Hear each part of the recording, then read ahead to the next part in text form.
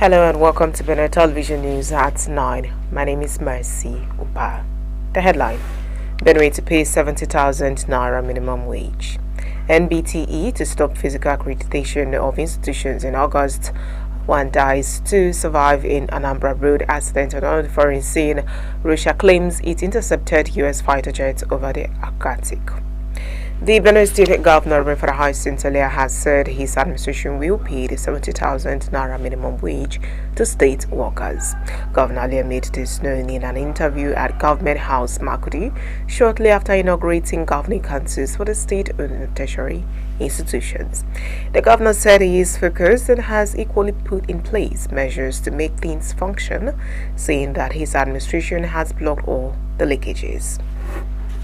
With all the plans and the immediate makeshift arrangements that are in place for things to function, things are moving. Even our IGR is increased. So it is now left to us to close more loopholes to see how much we can cash in to do many other things, including the payment of salaries. Why not? We can pay. We can pay. I'm focused. In all my purposes and intent.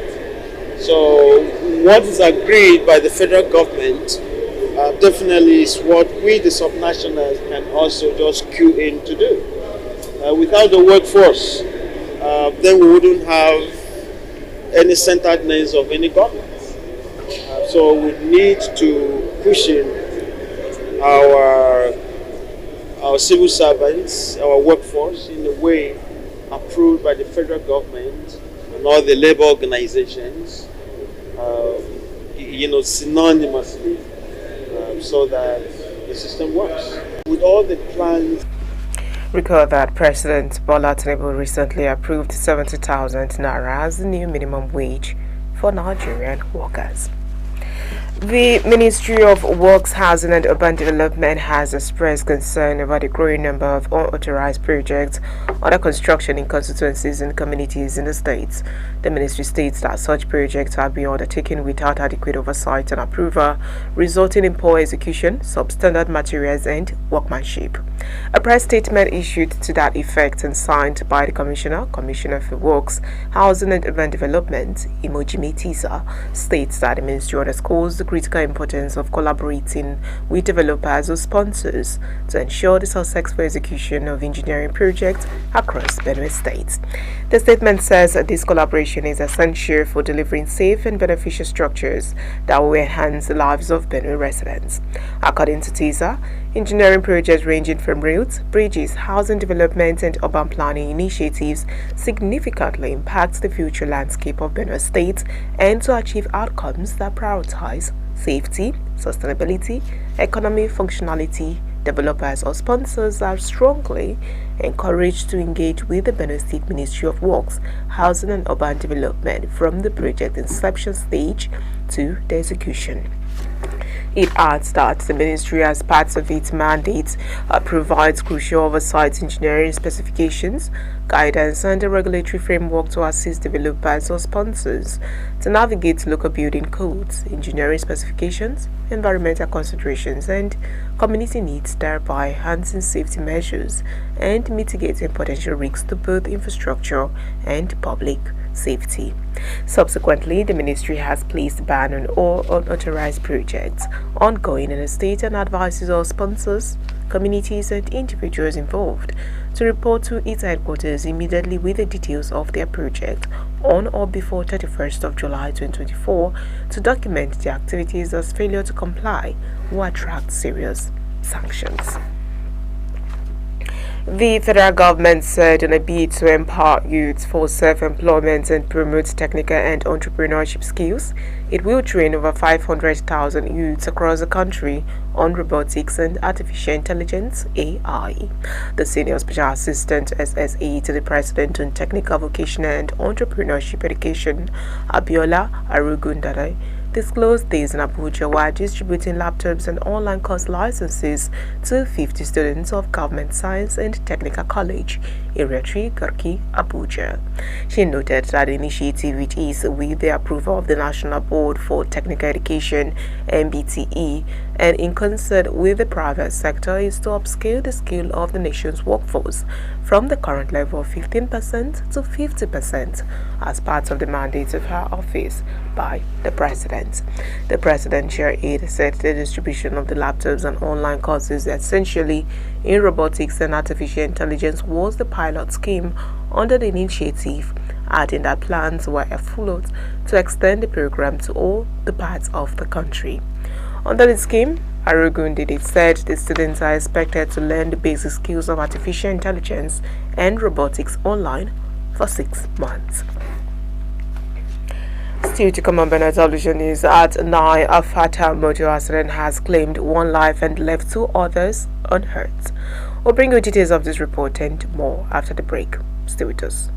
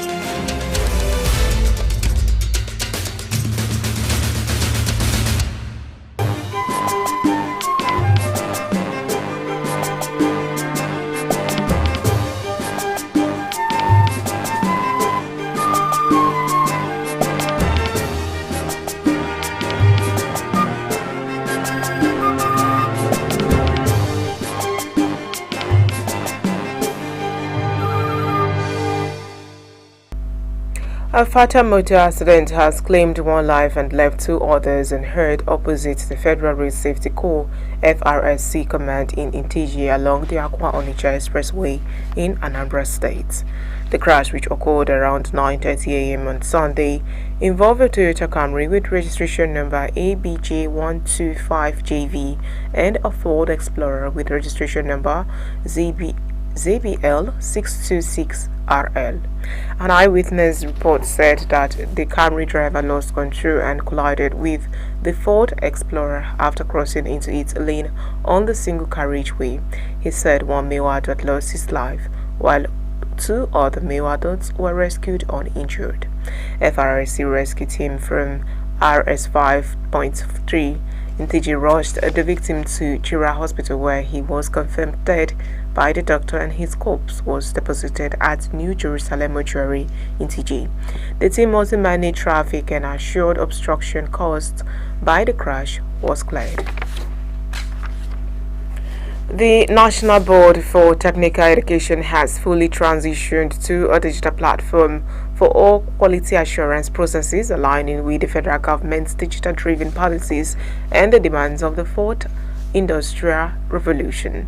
It said effective August 2024, there will be no more physical accreditation or other quality assurance activities in the institutions under its purview.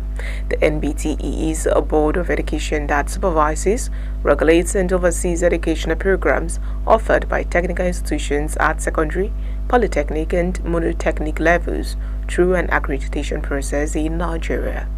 According to a statement from the board, the digitalization policy has recorded success with a substantial increase in institutions and stakeholders engaging with the digital system, now totaling 489. The board, in a statement by the head of media unit Fatima Abubakar in Kaduna on Sunday, said it has also completed digital assessment and documentation processes for 70 institutions across the 6 geopolitical zones, with approvals granted accordingly. It further noted that digital monitoring has been introduced to ensure strict compliance with established standards. No fewer than 1,664 persons have been displaced as flood ravaged 4 communities in Gada local government area of Sokoto State. According to a statement signed by the Information Officer, Sokoto Emergency Management Agency SEMA, Abdullahi Ghani, and made available to newsmen on Sunday, the flood was a result of a recent downpour in the area. Ghani said the flood also destroyed several hectares of farmland in the process. The recent downpour, which happened on July 17, 2024, left many residents of Garda local government area of Sokoto State homeless and displaced. It also destroyed several hectares of farmlands and resulted in the parish of a high number of sheep and goats. Some of the affected communities ravaged by the incident include Dantudu, Balokuzu, Gidantundu, and Tietaus, among others. According to a report compiled by Dantudu village, 62 houses and 71 households were affected, while Balakuzu village, 33 houses and 48 households were also affected. Similarly, at Gidantundu village, a total of 38 houses and 52 households were affected by the incidents. At Tisebe town, a total of 68 houses and 89 households were also affected. Nigeria has experienced some floods of great magnitude in 2012, 2018, 2020, and 2022. We'll go for a break and we'll return to bring you more updates. Please stay with us.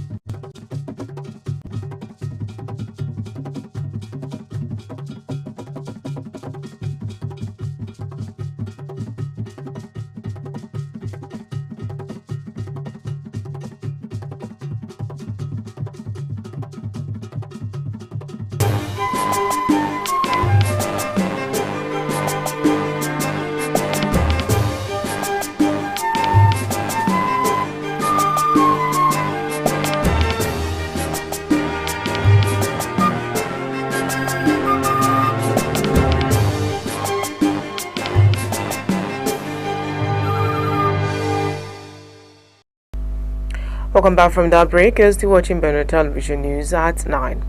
Taraba Deputy Governor and Chairman Task Force on Primary Health Care, Aminu Alkali, on Saturday said government will do everything possible to sustain the gains the UNICEF/Gavi Health Support Project has brought to the state. Alkali made the pledge at the end of a one-day retreat with state and local government policymakers on primary health care performance and the sustainability of the PHC Memorandum of Understanding implementation between the state government, UNICEF, and Gavi Health in Yola, Adamawa State. According to him, the administration of Governor Abu Kefas appreciates the intervention of UNICEF/Gavi in funding and technical support to the State Primary Healthcare Development Agency, and the state is determined to sustain the gains of the project as the MOU come to a close. Earlier, the Executive Secretary of the Taraba State Primary Healthcare Development Agency, Dr. Tukura Inginwa, said poor release of funds to the agency was responsible for the ineffective functioning of primary health care centers in the state. Inginwa revealed that PHCs in Taraba were facing significant challenges due to the non-payment of counterpart funds, adding that despite Gavi providing the necessary funding, the Taraba government has not met its commitments, including the engagement of 450 health workers. He further noted that Gavi has engaged 300 workers, and as the MOU comes to an end, the Taraba state government needs to absorb them to ensure sustainability. The retreat had in attendance local government council chairmen and other stakeholders in the health sector. Osun State Governor Ademola Adeleke has called for devolution of power to the state rather than centralization of governance powers and responsibilities. The governor said employing such a strategy to tackle the challenge of inflation ravaging Nigeria's economy would yield the expected results. Adeleke stated this on Sunday at the combined 10th undergraduate and 6th postgraduate convocation of the Adeleke University ED, where 1,092 students were conferred with first degrees, master's and doctorate degrees held at the stadium on the campus of the university. He observed that the government was experimenting with many strategies to tackle the challenge of inflation, noting that there was an urgent need to move many items on the exclusive legislative list to the concurrent list. Said the states are better positioned to handle many items for which the center is presently responsible for. In his admonition to the graduates, the governor urged them to take the current economic turbulence in the country as an opportunity. He tasked them to be innovative and enterprising, saying they must tap into the turbulence to build a future of prosperity. The Ekiti State Council of Elders has said that regular checkups by young and elderly are necessary to know their health status and seek attention where and when necessary. The General Secretary of the Council, Elder Nyinyi Ajibulu, spoke in a statement on Sunday announcing the commencement of medical services at its Oluwasami Wellness Center, located within the Ekiti Council of Elders Resort in Ado-Ekiti. Ajibulu said the center, apart from serving the purpose of encouraging the elderly to do medical checks to know their health status regularly to prevent unnecessary ailments and untimely deaths, will attend to the primary healthcare needs of neighboring communities. The Wellness Center will, among other things, fill the gap for the elders who, because of the delays they face in hospitals while attempting to get Medicare and the attitude of health personnel, most times get discouraged and they choose to stay at home expecting death. Ajibulu, who said eminent citizens and elders were being expected at the official opening of operations of the facility on Thursday, said the services to be rendered by the center will include the provision of basic healthcare services for the residents of Resort neighborhood. Others include specialized health services like checkups for elders, schedule specialized interventions and immunization services in collaboration with the Primary Healthcare Development Agency. We'll go for a brief break. When we return, we'll be joining the foreign scene. For more reports, please stay with us.